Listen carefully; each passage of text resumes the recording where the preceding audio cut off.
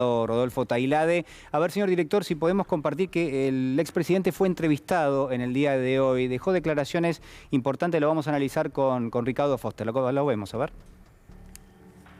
De las que ellos dijeron que hoy la gente se está dando cuenta, ¿no? Que lejos de haber quebrado el país y de haber todas estas cosas que ellos dijeron, tierra arrasada, al contrario, la Argentina estaba saliendo.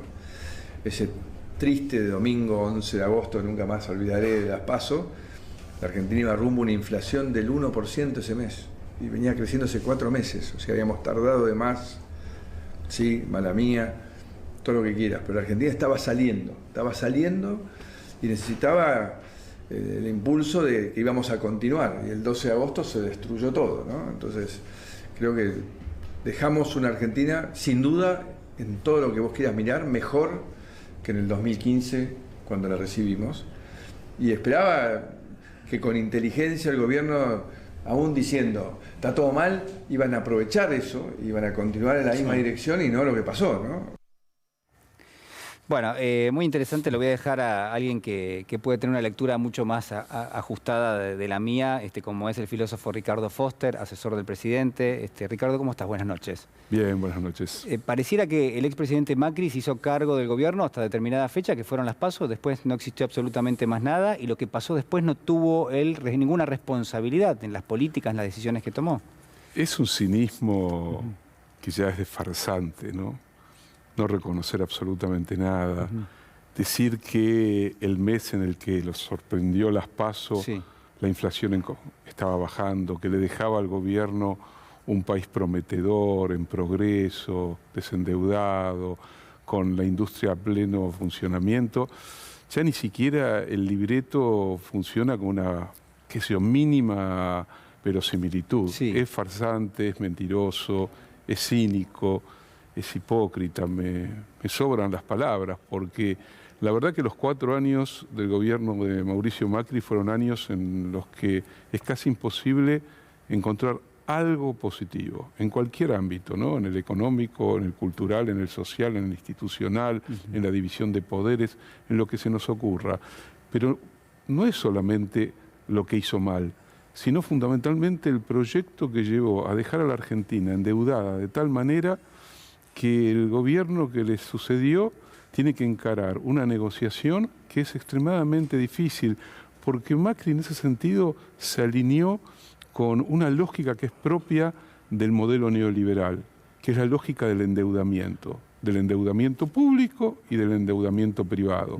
Quiero decir, cuando uno analiza las 4 décadas de neoliberalismo en casi todo el planeta, lo primero que salta a la vista y que llama la atención es que se produce una suerte de bola de nieve de endeudamiento que atenaza a los países y que también atemoriza individualmente a las personas, porque también las personas a su vez se endeudaron.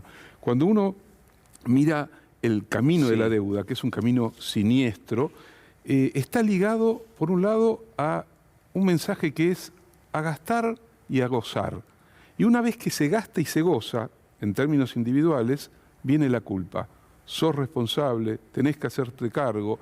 Es lo que les pasó a los griegos, a los españoles, a todos aquellos a los que les exigieron que se hicieran cargo de una deuda motorizada por un proyecto que necesita endeudar a la sociedad y a su vez necesita endeudar a los países para que el circuito financiero, el mercado financiero y la realidad política de cada uno de esos países quede atada a un proyecto de financiarización, de especulación global de las estructuras financieras que deja exhausta a la sociedad, exhausta a las arcas públicas, que termina en políticas de ajuste, en las famosas metas fiscales, metas de inflación, donde la educación, la salud, el acceso a la vivienda quedan absolutamente o dejadas de lado, destruidas o debilitadas. Entonces parece que el macrismo sabía perfectamente lo que hacía. Sabía que si le tocaban 4 años de gobierno, tenía que acelerar un endeudamiento. Recordemos que lo que Macri dice, porque vuelve a mentir, en el 2015 la ratio de deuda de la Argentina era una de las ratios más bajas de la historia de la Argentina, fundamentalmente en democracia. Que Néstor Kirchner había renegociado la deuda privada, había pagado la deuda con el Fondo Monetario, nos habíamos sacado de encima el Fondo Monetario Internacional y que después se volvió a renegociar y se llegó a un acuerdo de más del 90% con los acreedores. El macrismo lo que hace es no solo que no aprovecha un país que tenía condiciones macro, como suelen decir los economistas, infinitamente mejores, lo que hace es arruinar absolutamente todo, destruir el salario, destruir el consumo y junto con la destrucción del salario y la destrucción del consumo vuelve a abrir las compuertas para la especulación financiera. Ricardo, a mí hoy pensaba en esto y me da una sensación que es en parte lo que vos decís, es decir, había un objetivo que era la deuda y que era dejar la deuda hacia adelante. ¿Por qué? Porque es un elemento que te pone en una simetría total. Vos sos el deudor, tenés que aceptar lo que te impone un acreedor. Pero digo, al margen de esto, lo que yo veo es que hay muchas contradicciones que flotan en el aire. Una de las más importantes es que toda la oposición política habla del déficit y de la emisión monetaria, que es ni más ni menos que recurrir a la impresión de pesos cuando la verdad vos no tenés acceso a los dólares. Y no tener acceso a los dólares es fruto de la política que se llevó adelante. Entonces, digamos, hay una contradicción enorme entre aquellos que son responsables de esa situación y que ahora lo señalan al gobierno diciendo, mira lo que estás haciendo, estás imprimiendo pesos, estás emitiendo pesos. Bueno, lógicamente, si me dejaste sin la posibilidad de un endeudamiento en dólares. A ver lo que decía Martín Guzmán hace instantes nada más aquí en C5N. La recuperación es fuerte. Es fuerte. Y no solo se va a cumplir lo que habíamos pronosticado, sino que inclusive es posible también que sea un poco superior el crecimiento. La actividad viene creciendo, ya está en niveles que corresponden al periodo previo al inicio de la pandemia. La industria se ha recuperado muy fuerte, la construcción se ha recuperado muy fuerte. Está recuperándose el poder adquisitivo del salario. Esto ha costado, por supuesto, en el contexto de pandemia, pero ahora ya lo estamos viendo y también se está recuperando el empleo, incluyendo el empleo privado. También hay mucho por hacer, pero se ha logrado administrar uno de los momentos más difíciles de la historia económica de nuestro país, que es la doble crisis, la que dejó Juntos por el Cambio y la pandemia, y ahora lo que tenemos es una perspectiva de poder sostener esta recuperación con generación de trabajo, con mejoras del poder adquisitivo de los ingresos de las trabajadoras y los trabajadores. Bueno, ahí estaba el ministro de Economía. ¿Qué te parece? Porque lo estaba siguiendo atentamente. Sí. A ver, ¿es un momento de crecimiento económico? Sí. Ahora, también es un momento de cierta debilidad política del gobierno después del resultado de las PASO. Sí, a ver, yo insisto mucho porque me parece que estamos en un plano de naturalización del impacto de la pandemia sobre la vida económica, social, individual, afectiva. Atravesamos, y todavía estamos atravesando, una experiencia inédita, conmovedora, que atravesó de lado a lado a la economía mundial, que generó algo que la sociedad, la contemporánea, no conocía, que aceleró la angustia, el miedo, la precarización del trabajo, de los salarios, que forzó a los estados, incluso aquellos que tenían políticas neoliberales, a tener que asumir la necesidad imperiosa de reconstruir sistemas de salud, de proteger a los que habían quedado fuera del mercado laboral. Y la verdad es que la Argentina lo hizo con un esfuerzo gigantesco, se reconstruyó el sistema de salud, se trató de cuidar y se lo hizo a través de las ATP, los salarios de los trabajadores, se mejoraron los distintos mecanismos que se pueden mejorar para atemperar el impacto de la pandemia y de la crisis económica. Se congelaron las tarifas, se abrió la posibilidad de nuevamente los medicamentos gratis para los jubilados, se introdujo el IFE, se mejoraron las asignaciones universales, se hizo la tarjeta alimentar.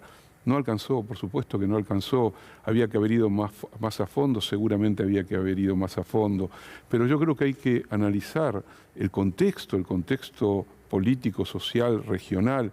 La Argentina hoy no está rodeada del Brasil de Lula o de Uruguay del Frente Amplio, está rodeada por un país fundamental en América Latina, en América del Sur, como es Brasil, que tiene un gobierno espantoso, que juega entre ser neoliberal a ultranza en lo económico y neofascista en lo político estatal.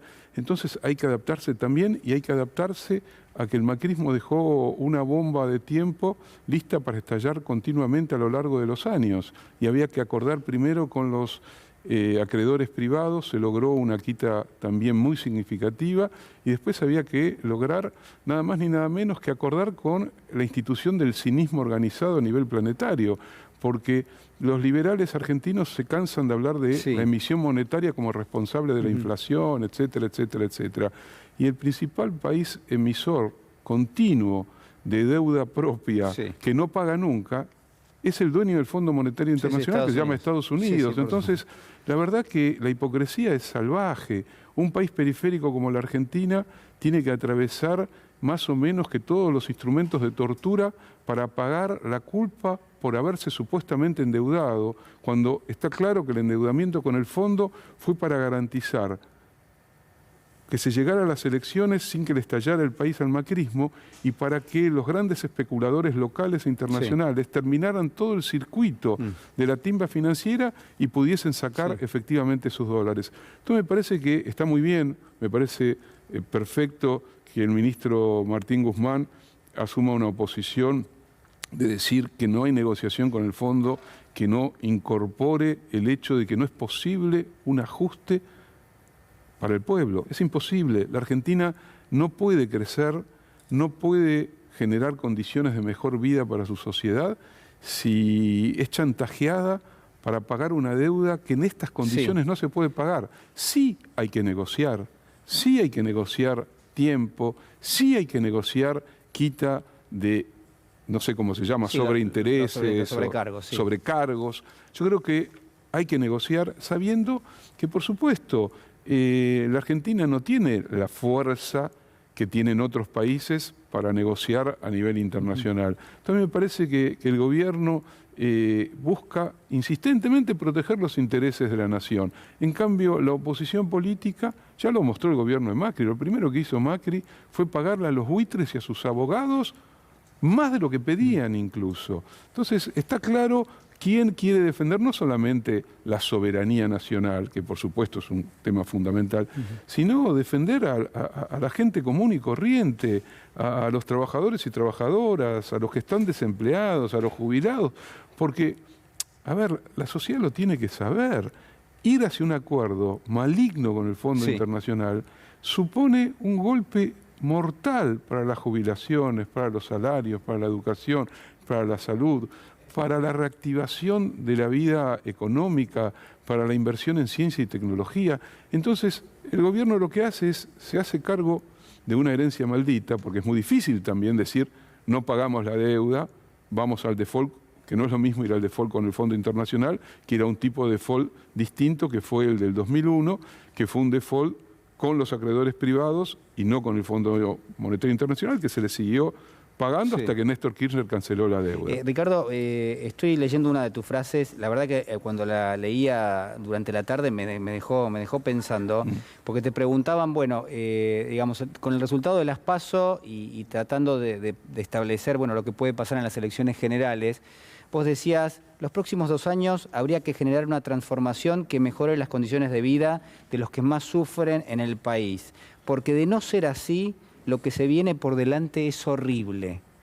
Lo dijiste varias veces, de hecho. Sí, incluso lo sacaron de contexto y pusieron que lo horrible era si perdíamos las elecciones. En realidad, las elecciones se pueden ganar, se puede empatar, pero esto perder. Va más allá. Va mucho más allá. Esto tiene que ver con el país que nos espera. ¿Qué te da miedo, digamos? Me da miedo que de nuevo la restauración neoliberal recargada termine de hacer pedazos la vida social argentina, la vida institucional.